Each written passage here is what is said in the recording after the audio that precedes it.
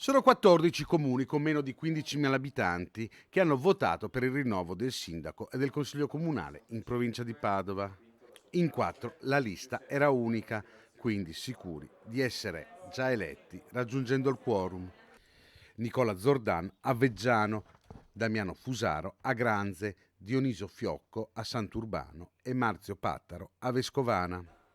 A San Martino di Lupari, dove la corsa era a 5, la spuntata Nivo Fior, sostenuto dal centrodestra con il 32,87% delle preferenze. Maurizio Conte, con la lista civica a suo nome, arriva secondo con il 26,19%. Terzo, Stefano Tombolato con la sua civica di centrosinistra con il 21,48% dei voti. Quarto, Luca De San con il 12,61%. Ultimo, senza nessun consigliere, il sindaco uscente Corrado Bortot che raccoglie il 6,86% dei voti.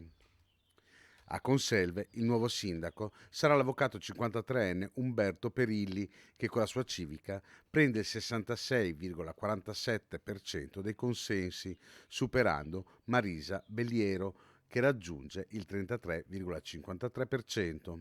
A Saunara vince la continuità, l'ex vice di Stefanna, Michela Lazzaro, vince con il 41,22% la sfida contro Alessandro Toninato di Uniti per Saunara ed Elisabetta Maso di Saunara Felice, che si fermano rispettivamente al 36,20% e al 22,58%. A Piombino Dese vince il sindaco uscente Cesare Mason che raccoglie il 58,25% dei consensi. La sua concorrente Ornella Bonutto arriva al 41,75%. A Teolo, l'ex assessore alla sicurezza Valentino Turetta è il nuovo primo cittadino con il 42,66%, superando Laura Rico che raccoglie il 32,27% dei consensi. Antonio Peruzzo ottiene il 16,84%, mentre al quarto posto arriva Riccardo Beghin con l'8,22%.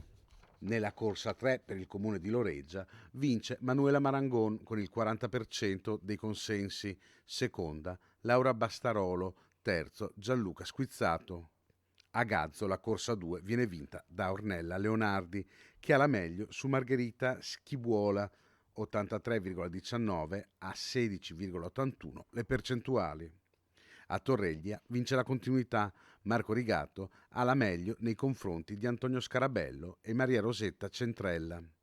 A Lozza Testino una saga familiare, vince Luca Ruffin con il 61,92% e raccoglie lo scettro dal fratello che ha governato il comune per 2 mandati.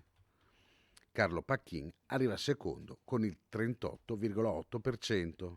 A Pozzonovo vince la continuità, il sindaco uscente e deputato Ariana Lazzarini porta a casa il 66% delle preferenze, nulla da fare per gli sfidanti Mario Tognin e Domenico Riolfatto.